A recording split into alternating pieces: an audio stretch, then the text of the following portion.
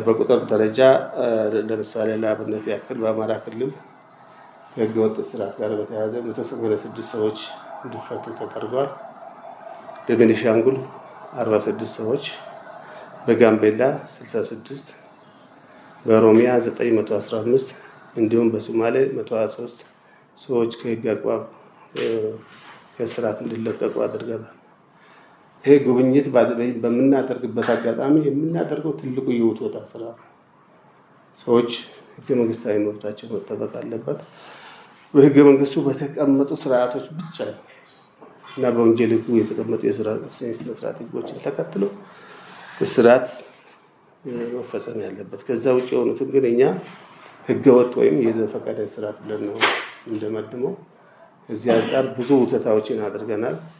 በዚህ አጋጣሚ እነዚህ ክልሎችን በእጅጉ ላመሰግን እወዳለሁ። ፖዚቲቭ ብዙ ጭቅጭቅ አልነበረበትም።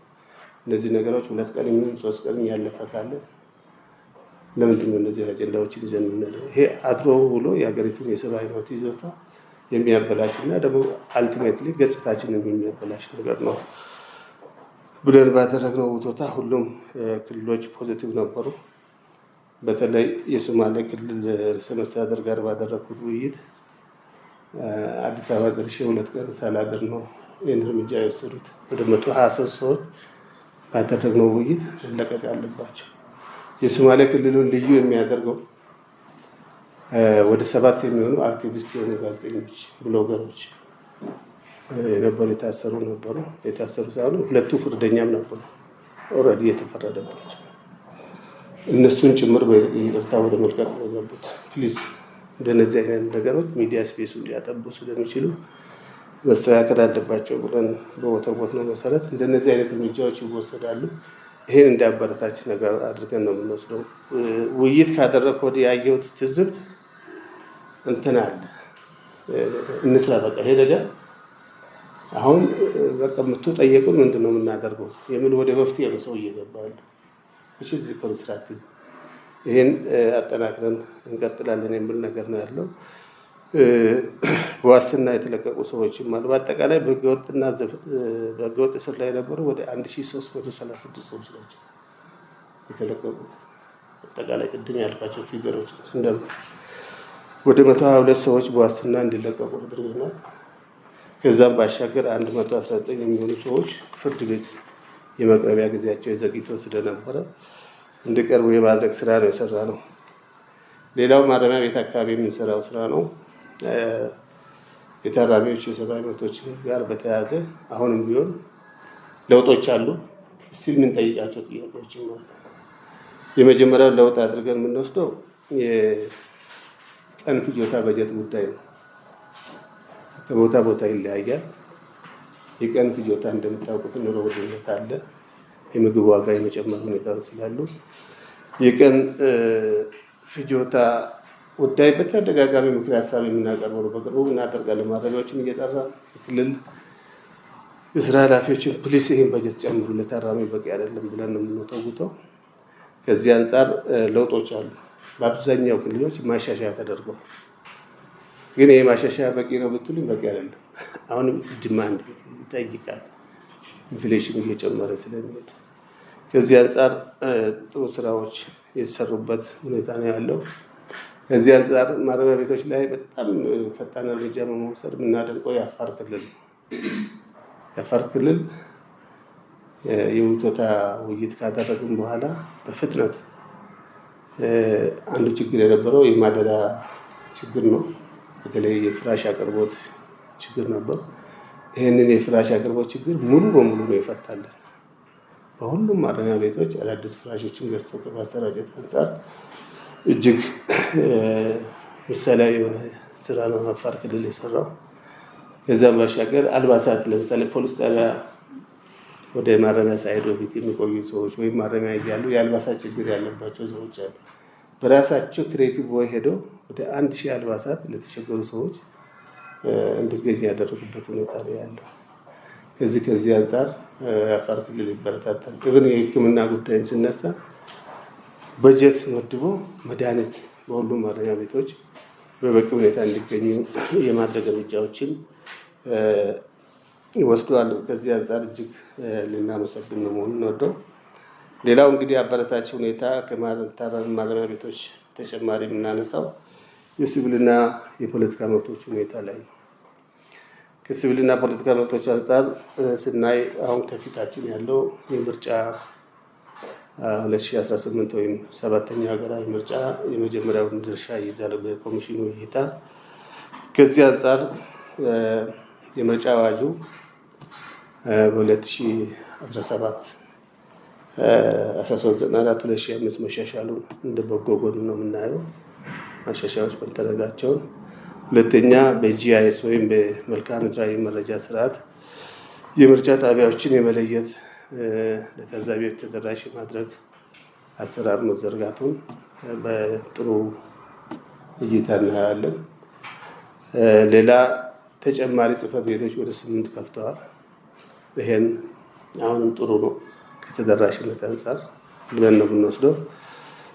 መራጮች በተወሰነ ቁጥር ቢሆንም ካሉበት ሆኖ ወይም ፖለቲካ ፓርቲዎችም ካሉበት ሆኖ የሚመዘገቡበት ሶፍትዌር ዴቨሎፕ አድርጎ እኛም በተገኘንበት አስመርቆ ወደ ስራ ገብተዋል። ሶፍትዌሩ ወደ ስራ ሲገባ መጀመሪያ አካባቢ አንዳንድ ያለመግባባቶች ከሶፍትዌሩ ጋር ያለመላመድ ችግሮች ያመጧቸው ቅሬታዎች ነበሩ። እነዚህንም በቅርብ እየተከታተልን ያለ ነው። ከዛም ባሻገር በትናንትናው ዕለት ከፖለቲካ ፓርቲዎች ጋር የስነ ምግባር ደንቡ ላይ መፈራረም ላይ ደርሰዋል። which is good። ይህንን የሚበረታታ ነገር አድርገን እንወስዳለን።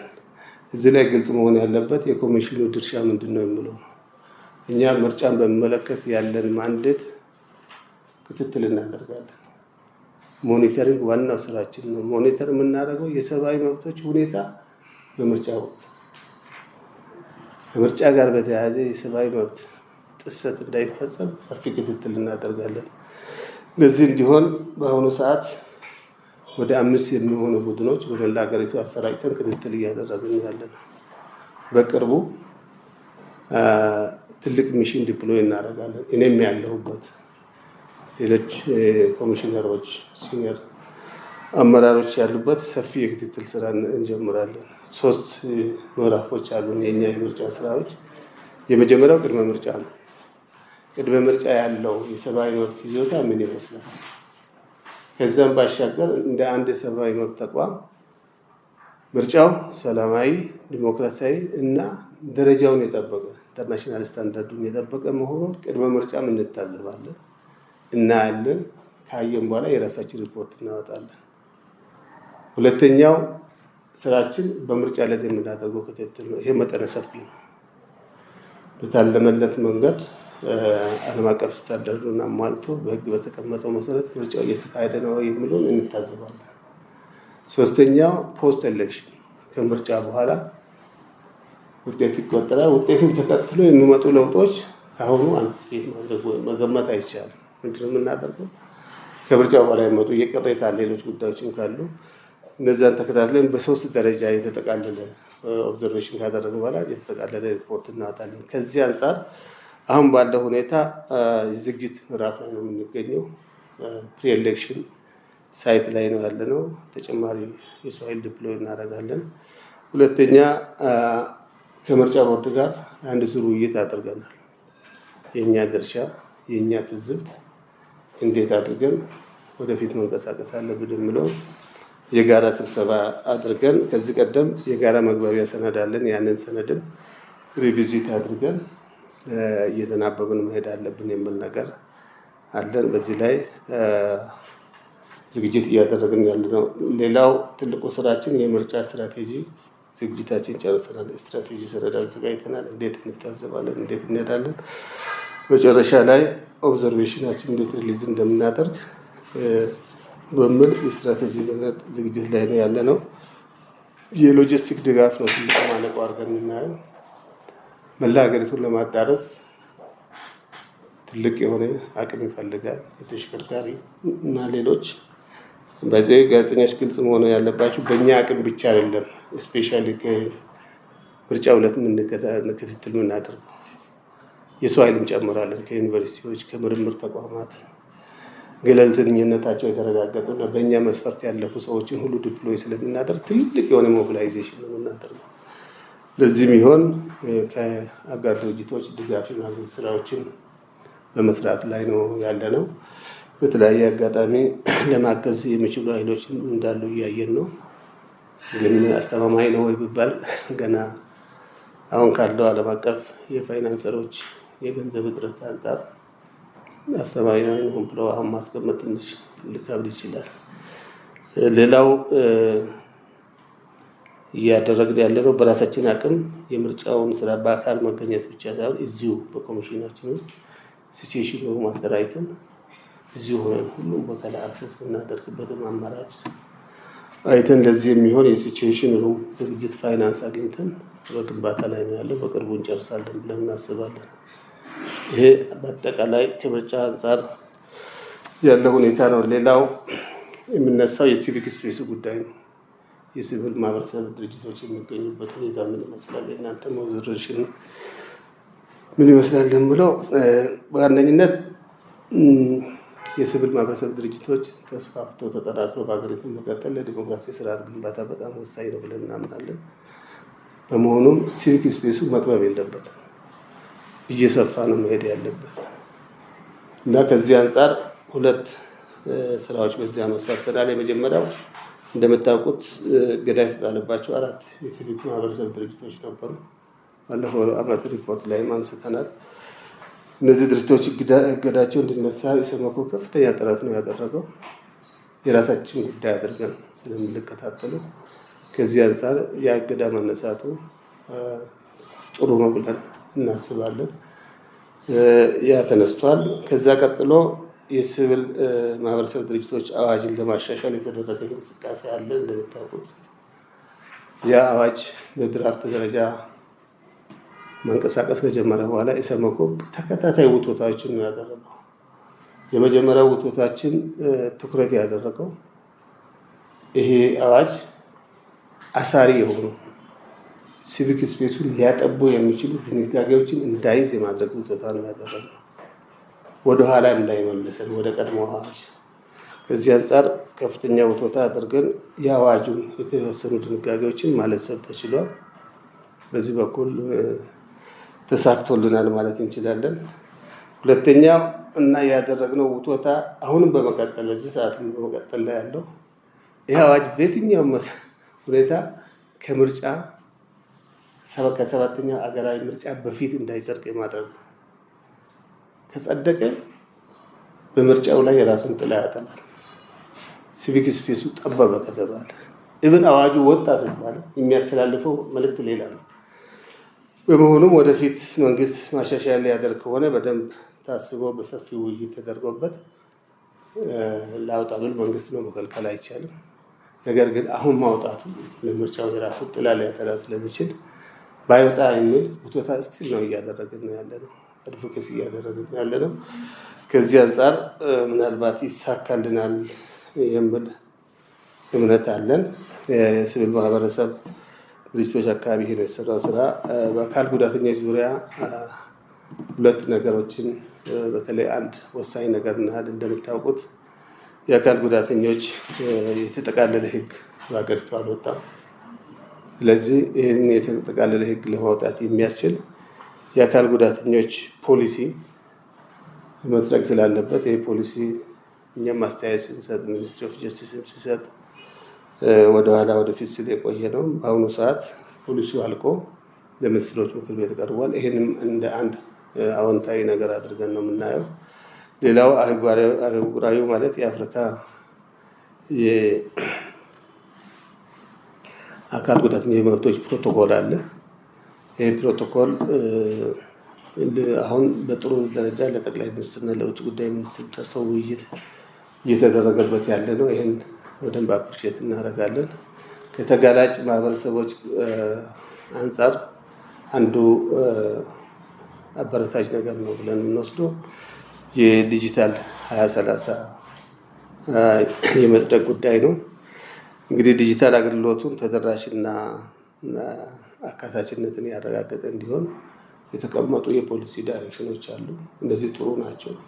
በተለይ ለሴቶችና ለአካል ጉዳተኞች ከተደራሽነት አንጻር አካቶ ዲዛይን ወይም ኢንክሉሲቭ ዲዛይንን የስትራቴጂው አካል አድርጎ ይሄ ዲጂታል ኢትዮጵያ 2030 መቀረጹ እንደ አንድ አበረታች ነገር አድርገን ነው የምናየው።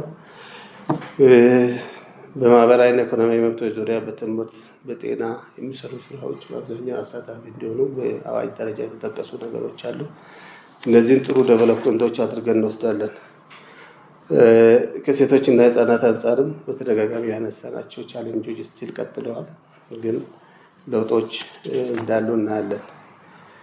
ሌላው እንግዲህ እንደ ተግዳሮት የምናየው በዋነኝነት በግጭት አውድ የመኖራችን ጉዳይ ነው። በሀገሪቱ በኦሮሚያ፣ በአማራ ክልልና በትግራይ አካባቢ በግጭት አውድ ላይ ነው ያለነው። ከዚህ አንጻር ተያይዞ የሰብአዊ መብት ጥበቃዎችን በተሳለጠ መንገድ ለማስገድ ፈታኝና አሁንም ያልተሻገርናቸው ችግሮች እንዳሉ እንገነዘባለን። እንግዲህ በግጭት አውድ የመኖራችን ጉዳይ የሚያሻማ አይደለም። ግን በእነዚህ ግጭት አውዶች ውስጥ የደረሱ የሰው ሞት፣ የአካል ጉዳት፣ የንብረት መውደድ በሚመለከት ዓመታዊ ሪፖርታችን ላይ በዝርዝር እንደተለመደው እናስቀምጣለን። ይህን ታሳቢ አድርገን በአንዳንድ መነሻ የሆኑ የሰብአዊ መብት ጉዳዮች ላይ አሳሳቢ ብለን የወሰድናቸው የግጭት አውዱ እንዳለ ሆኖ አሁን አዲስ የሚስተዋለው በማዕድን ዘርፍ የምናየው የመብት ጥሰት ጉዳይ ነው። ስፔሻሊ በጋምቤላ እና በደቡብ ምዕራብ ያደረግናቸው ክትትሎች እና ምርመራዎች የሚያሳዩት ከነባር ህዝቦች መብት ኢንዲጂነስ ፒፕልስ ራይት ጋር ተያይዞ የሚነሱ በማዕድን አልሚዎች መካከል የሚነሱ ውዝግቦች ምክንያት ህይወት እየጠፋ ነው ያለው። በተደጋጋሚ አንስተናል። በጋምቤላ እና በደቡብ ምዕራብ አካባቢ እነዚህ የሰው ህይወት መጥፋት ሁኔታዎች እንዲቆሙ ብለን ማሳሰቢያ ሰጥተናል። በአሁኑ ሰዓት ምርመራ እያደረገ የጋምቤላውን እና ደቡብ ምዕራብ የነበረውን የሁለቱን አዋሳኝ ቦታ ግጭት በመለከት ወደ 10 የሚሆኑ ሰዎች የሞቱበት ነበር። ይህን ምርመራ ጨርሰን ሪኮመንዴሽን ሰጥተናል። በአጥፊዎች ላይ ምርመራ እየተካሄደ ነው ያለው። ፌደራል ፖሊስ ጨርሶ ለህግ እንደሚያቀርባቸው መረጃዎች አሉ። ሌላው በአሁኑ ሰዓት ደቡብ ምዕራብ ላይ ምርመራ እያደረግን ነው ያለ ነው። የምርመራው ውጤት ሲመጣ እንደዚሁ ፐብሊክ የሆነ ሪፖርት እናወጣለን። ሌላው ማረሚያ ቤቶች አካባቢ ያለው ችግር ነው። የምግብ፣ የጤና፣ ሌሎች መሰረታዊ አገልግሎቶች ጉዳይ ቅድም እንዳልኩት ማሻሻያ አለ፣ ግን በቂ አይደለም። ከምለው መንፈስ አንጻር እነዚህ ችግሮች አሁንም የቀጠሉ መሆናቸውን ነው።